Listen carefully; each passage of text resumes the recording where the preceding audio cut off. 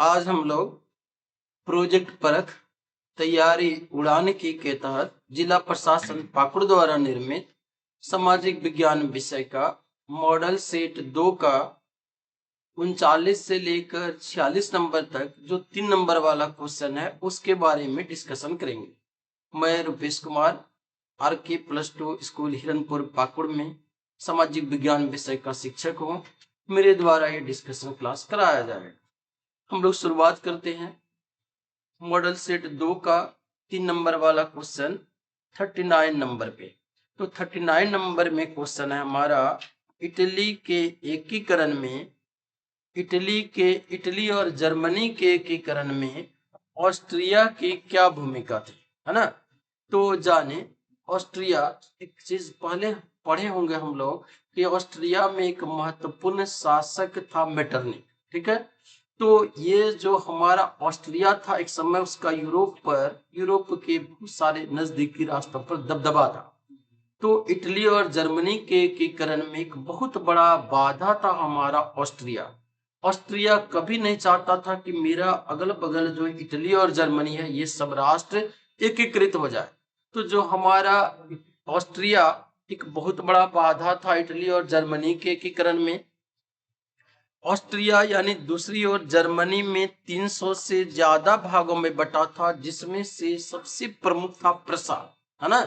प्रसा, वही प्रसा का बाद में चांसलर हुआ बिस्मार्क, जिसके नेतृत्व में हमारा जर्मनी का एकीकरण हुआ। तो ये जो प्रसा यानी भाग ऑस्ट्रिया और प्रसा थे। ऑस्ट्रिया चाहता था कि जर्मनी और प्रसा पर उसका अधिकार रहे, यानी इटली और जर्मनी के एकीकरण में सबसे बड़ी बाधा के रूप में कौन काम कर रहा था, हमारा ऑस्ट्रिया ही कर रहा था। अगला क्वेश्चन पर आए हम लोग 40 नंबर क्वेश्चन पर, साइमन कमीशन पर टिप्पणी लिखिए।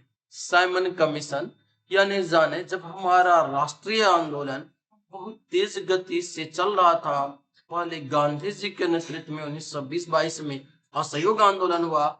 उससे पहले भारत सरकार अधिनियम 1919 लाया गया था, जिसमें सुधार किए गए थे। तो उसमें ये एक प्रावधान था कि सरकार 10 वर्षों के बाद यानी 1919 में हुआ तो 1929 ईस्वी में उसकी समीक्षा करेगी। लेकिन जो राष्ट्रीय आंदोलन तेजी से बढ़ रहा था उसके कारण ब्रिटिश सरकार पर दबाव था, तो समय से पहले 1927 में ही एक आयोग के गठन का घोषणा किया। चूंकि इसका अध्यक्ष बनाया गया सर जॉन साइमन को, इसीलिए इस कमीशन को हम लोग साइमन कमीशन के नाम से जानते हैं। तो इसका अध्यक्ष बनाया गया सर जॉन साइमन को, इसीलिए हम लोग इस कमीशन को साइमन कमीशन के नाम से जानते हैं। तो बोला ये जो कमीशन था गठित हुआ 27 में, भारत आया 1928 ईस्वी में। तो ये जो साइमन कमीशन था कब भारत आया, तो 1928 ईस्वी में आया। सबसे पहले वो बंबई पहुंचा और जहां जहां पहुंचा उसका विरोध किया गया, ठीक ना। जहां भी पहुंचा इस साइमन कमीशन का विरोध किया गया। क्यों किया गया था, ये क्वेश्चन आपको ऑब्जेक्टिव में बहुत ज्यादा आएगा। क्योंकि साइमन कमीशन के सभी सदस्य गोरे थे, एक भी सदस्य भारतीय नहीं थे। पहले हम लोग जाने तो साइमन कमीशन यानी जो भारत आया, तो साइमन कमीशन चूंकि भारतीय लोग मांग कर रहे थे हम लोगों का कि भाई भारतीयों को, हम लोग को अपना देश का संविधान है, हमको अपना संविधान बनाने दीजिए, हमको अपना नियम कायदा कानून बनाकर देश चलाने दीजिए। और ये जो ब्रिटेन का उस समय में टोरी प्रधानमंत्री थे, तो टोरी सरकार द्वारा जो सर जॉन साइमन कमीशन के नेतृत्व में आयोग का गठन किया गया, उसको हम लोग इंडियन स्टेचुटरी कमीशन कहते हैं, यानी भारतीय वैधानिक आयोग कहते हैं। चूंकि अध्यक्ष थे सर जॉन साइमन, इसलिए इस कमीशन को हम लोग कहते हैं साइमन कमीशन। तो ये जो हमारा राष्ट्रीय आंदोलन बढ़ रहा था, हम लोग मांग कर रहे थे कि हमारा सरकार है, हमको नियम कानून बनाने दीजिए। लेकिन अंग्रेज जो कमीशन बनाया उसमें एक भी भारतीय सदस्य को नहीं रखा, यानी सब सदस्य यूरोपीय थे, अंग्रेज थे। इसीलिए भारतीयों ने, मैंने भारतीयों को यह बताया कि जो तुम कर हम कानून बनाएंगे, तुम तो कानून में विचार करने योग्य भी नहीं हो। तो इसीलिए भारतीयों ने उसका विरोध किया और जहां जहां भी गया ये कमीशन, भारतीयों ने व्यापक रूप से विरोध किया। अलग अलग जगह मद्रास में विरोध करने वाले प्रमुख नेता थे टी प्रकाशम, लखनऊ गया खलीकुज्जमा, पंजाब गया। पंजाब में सबसे प्रमुख नेता विरोध करने वाले थे लाला लाजपत राय। यही साइमन कमीशन का विरोध करते समय लाला लाजपत राय को पुलिस लाठी मारा और उसके कारण ही उनका कुछ दिनों के बाद देहांत हो गया। यानी साइमन कमीशन का विरोध करते समय, क्वेश्चन भी अलग अलग जगह आएगा, विरोध करते समय लगी लाठी की चोट के कारण लाला लाजपत राय की मृत्यु हो गई।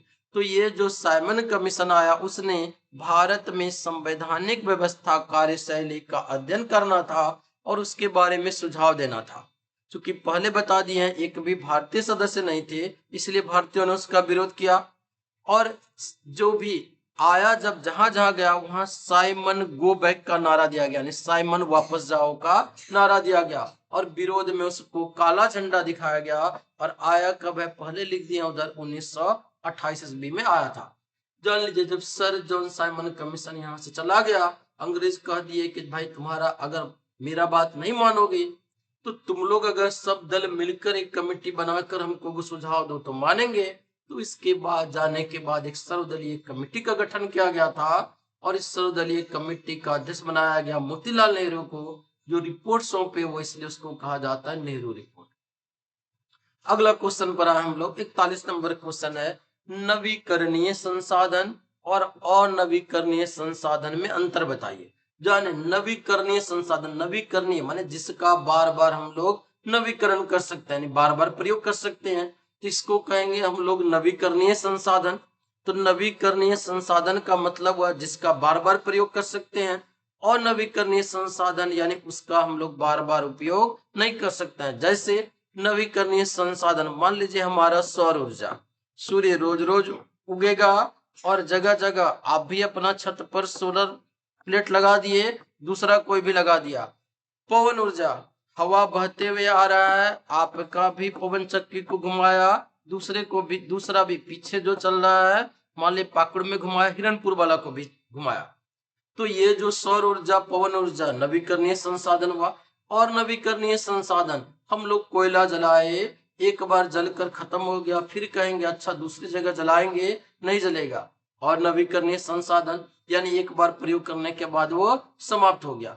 नवीकरणीय संसाधन, इसका पुनर्निर्माण होता है और सामान्य तौर पर प्रकृति द्वारा किया जाता है। जैसे बोले सौर ऊर्जा, पवन ऊर्जा, हमारा महासागरीय ऊर्जा, ये सब हमारा नवीकरणीय संसाधन है। उदाहरण भी है जैसे जल, पेड़ पौधा, जीव जंतु, पवन ऊर्जा, सौर ऊर्जा आदि। और नवीकरणीय संसाधन, इसका पुनर्निर्माण नहीं हो पाता है। और यह जो है जैसे हमारा कोयला और नवीकरणीय संसाधन है, जो कहे हमारा खनिज संसाधन आदि, ये सब हमारा और नवीकरणीय संसाधन है। अगले क्वेश्चन पर आए हम लोग, तो 42 नंबर क्वेश्चन है, भारत में सौर ऊर्जा का भविष्य उज्जवल क्यों है। तो भारत में सौर ऊर्जा जाने अभी हम लोग व्यापक तौर पर उपयोग बहुत ज्यादा मात्रा में नहीं कर पा रहे, लेकिन सूर्य ऊर्जा का एक विशाल स्रोत है। जानते हैं पृथ्वी पर ज्यादातर ऊर्जा हमको सौर ऊर्जा से प्राप्त हो रहा है। तो ये जो ऊर्जा यानी भारत हमारा उष्ण कटिबंधीय देश है, इसलिए गर्म देश है। हमको यहाँ सौर का यानी सूर्य का ऊर्जा सीधा पड़ रहा है, तो हम लोग उष्ण कटिबंधीय देश है, इसलिए सौर उत्पादन का क्षमता यहाँ पर हमको ज्यादा है। भारत में सौर ऊर्जा उत्पादन के लिए जो फोटोवोल्टाइक तकनीक होता है वो उपलब्ध है। सूर्य प्रकाश प्रकृति का मुफ्त उपहार है, सब जगह मिलता है हमको और इसके लिए कोई पैसा नहीं चुकाना पड़ता है। और नवीकरणीय संसाधन है और जाने ये पर्यावरण को भी हानि नहीं पहुंचाता है, इसीलिए हम लोग इसका ज्यादा से ज्यादा उपयोग कर सकते हैं और पर्यावरण को भी हानि नहीं पहुंचाता है। पर्यावरण को भी हानि नहीं पहुंचाता है, इसलिए हम लोग इसका ज्यादा से ज्यादा उपयोग कर सकते हैं। तब हम कह सकते हैं कि सौर ऊर्जा का भविष्य भारत में जो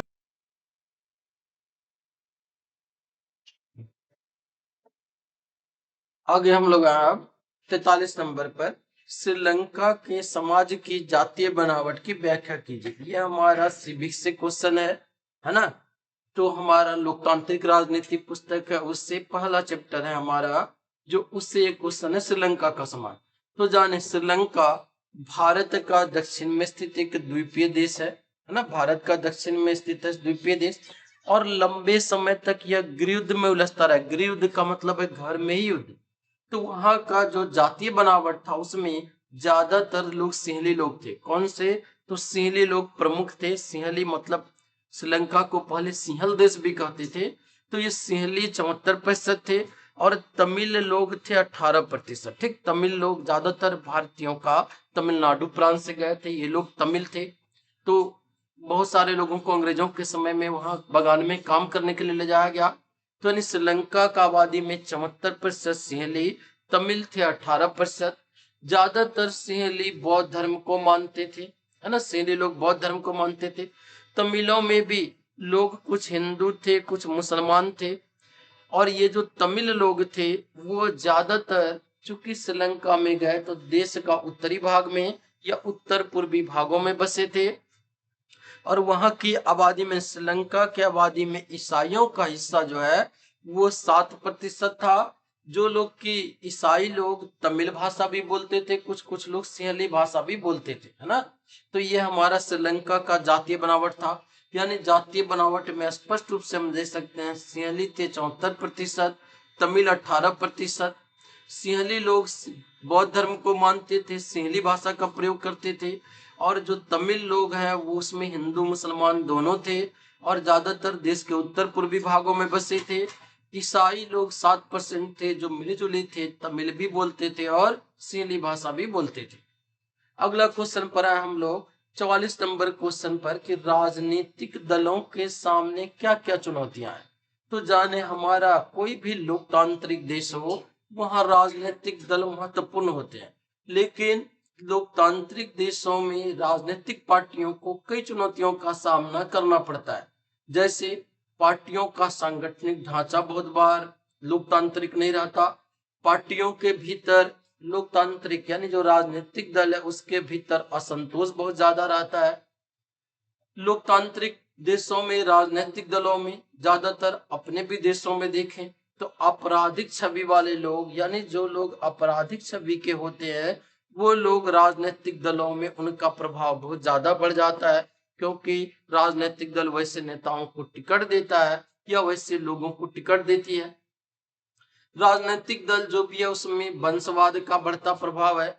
बहुत सारा क्षेत्रीय पार्टियां देखेंगे या बहुत राष्ट्रीय पार्टियों में भी पीढ़ी दर पीढ़ी लोग, पिता नेता थे, बेटा भी नेता, वो अपना बहू को भी दे दिया टिकट, पत्नी को भी दे दिया टिकट, उस पार्टी से लोग जीत गए। तो ये जो वंशवाद का बढ़ता प्रभाव है जिसके कारण सही नेता चुनकर हमारे सामने नहीं आ पाते, ये एक बहुत बड़ी समस्या है। और राजनीतिक दलों में पैसों का प्रभाव बढ़ रहा है, धनी व्यक्तियों का प्रभाव बढ़ रहा है, जिसके कारण कि जो लोग नीचे से जनता के लिए काम करना चाहते हैं वो लोग वहां नहीं आते, धनी व्यक्तियों का प्रभाव बढ़ रहा है। ये बड़ा चुनौती है राजनीतिक दलों के सामने। 45 नंबर क्वेश्चन पर आए हम लोग, असंगठित क्षेत्र में श्रमिकों का शोषण क्यों क्या कहा जाता है, कारण बताइए। तो असंगठित क्षेत्र, संगठित क्षेत्र पहले हम लोग समझ लें। संगठित क्षेत्र वह है जो कि एक निश्चित ढांचे के तहत काम करता है, जिसमें काम के घंटे तय होते हैं, जो हमारा सवैतनिक अवकाश होता है, आदि आदि। और संगठित क्षेत्र वह है जहां पर किस प्रकार की सुविधाएं नहीं होती। ज्यादातर उसमें दैनिक दिहाड़ी मजदूर जो आते हैं वो असंगठित क्षेत्रों में काम करते हैं। तो क्या क्या क्यों शोषण किया जाता है उसका, तो असंगठित क्षेत्र में जानेंगे। काम का घंटा निश्चित नहीं होता है ना। अगर कोई मान ले भी काम कर रहा है, 5 बजे तक काम करवाना है, आधा घंटा कर कर जाओ, और दबाव डालते हैं मालिक, तो उसके लिए अतिरिक्त कार्यों के लिए कोई उसको पैसा अलग से नहीं दिया जाता, भुगतान नहीं किया जाता। वहां पर श्रमिकों का सुरक्षा के लिए, जैसे मान ली अब दिहाड़ी मजदूर को बुलाते हैं, आज काम कर दो, कल काम कर दो, उसके लिए सामाजिक सुरक्षा के लिए उसका कोई पीएफ नहीं कटता है, भविष्य निधि में उसका कोई पैसा नहीं कटता है। तो ये जो है श्रमिकों का सुरक्षा का ध्यान उसमें बहुत ज्यादा नहीं रहता, और भविष्य का सुरक्षा नहीं रहता है। आज कल 2 दिन काम था, काम करने बुलाए, परसों उसको काम मिलेगा कि नहीं मिलेगा कोई गारंटी नहीं होता रोजगार का। तो ये जो हमारा रोजगार का सुरक्षा का गारंटी नहीं होता है, मजदूरी भी उसको कम मिलता है ना। तो ये सब हमारा असंगठित क्षेत्र के श्रमिकों के सामने प्रमुख प्रमुख समस्याएं हैं। अगला क्वेश्चन है 46 नंबर क्वेश्चन है हमारा, उदारीकरण और निजीकरण में अंतर बताइए। ठीक, उदारीकरण और निजीकरण। उदारीकरण का मतलब है यह एक बहुत बड़ा अवधारणा है। उदारीकरण का मतलब है जो लाइसेंसिंग प्रणाली था आदि आदि जो व्यापार करने में जटिलताएं थी, उस बाधा को समाप्त कर दिया गया। ये अवधारणा है उदारीकरण। निजीकरण एक छोटा सा अवधारणा है, संकुचित अवधारणा है, मतलब कंसेप्ट ये छोटा। निजीकरण का मतलब है प्राइवेट हाथों में कुछ चीजों को दे दिया गया, तो ये हमारा निजीकरण है। जब उदारीकरण होगा तो इसको हम लोग हर क्षेत्र में लागू कर सकते हैं, चाहे वो सार्वजनिक क्षेत्र हो या निजी क्षेत्र हो। लेकिन निजीकरण जो है वो विकास के हर क्षेत्र में लागू नहीं किया जा सकता। जैसे मान लिए निजीकरण कर दिए, मान लिया भी हमको सड़क बनाना हो, सड़क निजीकरण अगर कर दिया, शिक्षा का निजीकरण कर दिए, तो क्या होगा, शिक्षा स्कूलों में, आपके स्कूल में फी हो जाएगा अभी 2-4 हजार रुपया महीना, आप नहीं दे पाएंगे, पढ़ नहीं पाएंगे, तो ये निजीकरण। लेकिन अगर उदारीकरण करेंगे तो उदारीकरण सरकार दे रहा, अच्छा अपने से वो सार्वजनिक क्षेत्र में चल रहा है, सरकार उदारीकृत किए हुए है, शिक्षा में बहुत कम फी लगता है, नहीं के बराबर लगता है, अन्य सुविधाएं भी दे रही है। तो ये व्यापक अवधारणा है, हर क्षेत्र में लागू कर सकते हैं। वहां प्राइवेट कंपनियां उतना जोर नहीं लगाएंगी, अपना निवेश नहीं करेगा। उदारीकरण में शासकीय नियम नियंत्रण के अधीन उद्योगों को पूर्ण विकास का अवसर मिलता है ना। लेकिन निजीकरण में यह अवसर प्राप्त नहीं होता, निजीकरण सिर्फ लाभ के दृष्टिकोण से ही चलता है। इस सेक्शन में, सेक्शन सी में हमारा जो 39 से लेकर 46 नंबर तक क्वेश्चन था, उसका हम लोगों ने आज व्याख्या किया।